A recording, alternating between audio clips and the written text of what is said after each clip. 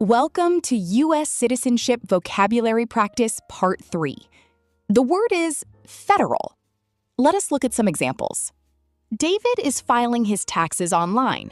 One section says federal tax return. This means the information is for the national government, not just for his state. The word federal refers to things connected to the country's central government. While visiting downtown, Emma sees a building called the Federal Courthouse. It is managed by the national government. The word federal tells us that this building belongs to the country's central government, not the city or state. During social studies class, the teacher explains that governments have different levels. The federal government makes decisions for the entire country, while state and local governments handle matters closer to home. That's what the word federal means.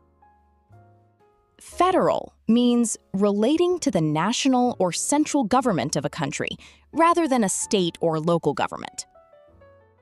The word is exempt. Let us look at some examples.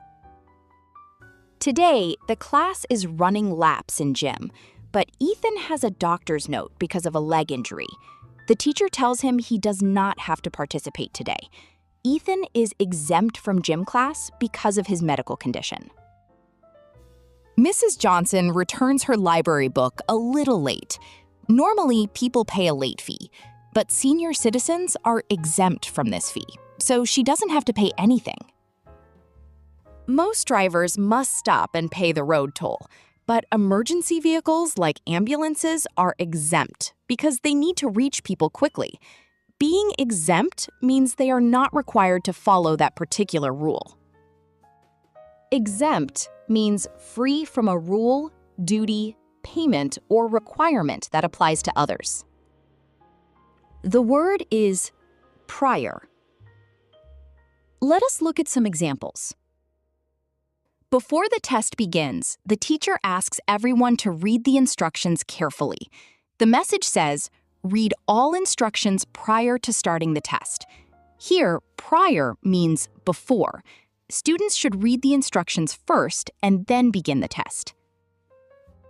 During the interview, the manager asks about Sarah's prior work experience. This means the jobs she had before applying for this one. Prior refers to something that happened earlier. Visitors arrive at the museum and see a sign that says, "Tickets must be purchased prior to entry." This means they must buy their tickets before going inside. The word prior simply means earlier or before something else happens. Prior means earlier, before, or happening first. The word is pending. Let us look at some examples. Sarah submits her college application online. A few days later, she checks the website and sees the message, "Application status, pending." This means the school has received her application, but a final decision has not been made yet. A family orders a new washing machine online. The order page says, "Payment pending." The order is waiting because the payment has not been completed yet. The teacher checks the classroom website and notices that Ethan's science project is marked as pending submission. Ethan still needs to turn in his work before it can be graded. Something that is pending is waiting to be completed, decided, approved, or finished. It has started, but is not yet done. The word is have you ever. Let us look at some examples. Emma asks her friend, "Have you ever ridden a horse?" Her friend smiles and says, "Yes, I rode one on a farm last summer." The question, "Have you ever?" is used to ask if someone has had an experience at any time in their life. At a restaurant, a boy asks his sister, "Have you ever eaten sushi?" She shakes her head and says, "No, this will be my first time." The phrase is used to ask about experiences someone has had before now. During class, the teacher asks, "Have you ever visited another country?" Some students raise their hands, while others keep them down. The teacher is asking whether they have had that experience at any point in their lives. Have you ever is a phrase used to ask whether someone has done or experienced something at any time in their life before now. The word is member. Let us look at some examples. Mia joins the school's science club. She attends meetings, works on projects, and participates in competitions. Mia is now a member of the science club because she belongs to that group. During a family reunion, grandparents, parents, children, and cousins gather for a meal. Each person belongs to the same family. Every person in the family is a member of that family. Before the soccer match begins, the coach gathers the players for a team talk.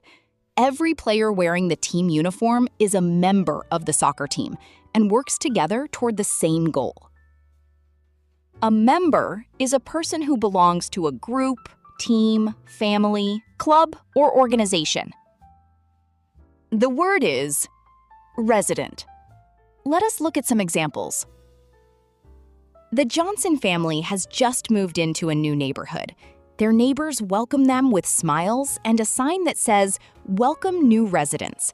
Since they now live in this community, they are its residents. Emily lives in this apartment building. She uses her key card to enter the residents-only lounge because she lives there.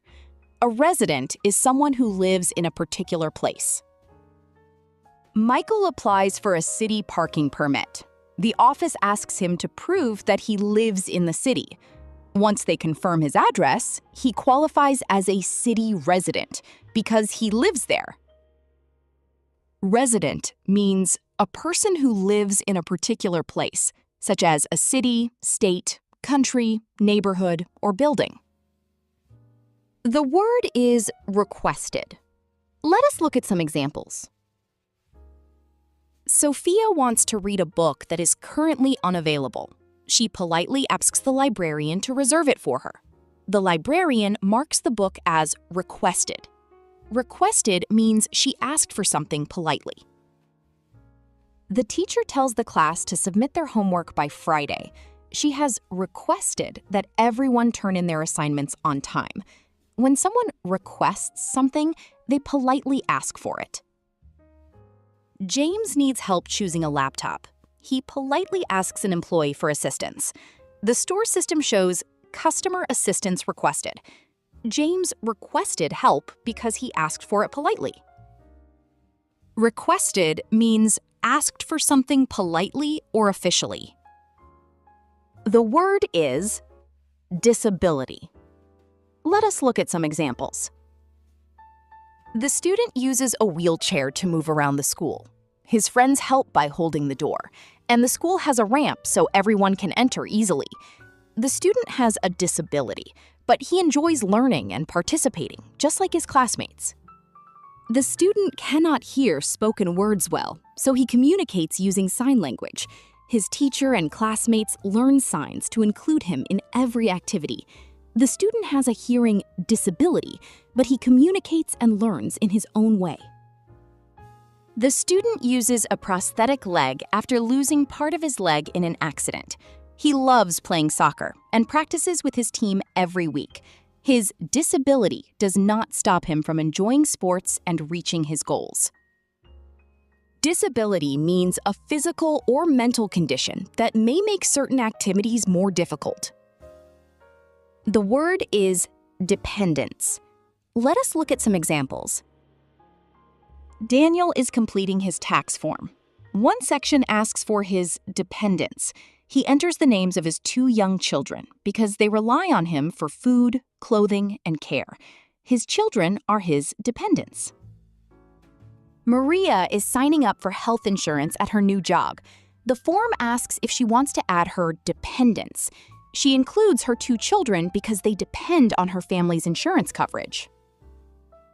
At the Family Support Center, the military member receives information about programs for dependents. These services help family members who rely on the service member for support. A dependent is someone who depends on another person for care or financial help. Dependents are people who rely on another person for financial support or care, such as children, a spouse, or certain other family members. Thanks for watching. If you like the video, please like, share, and subscribe.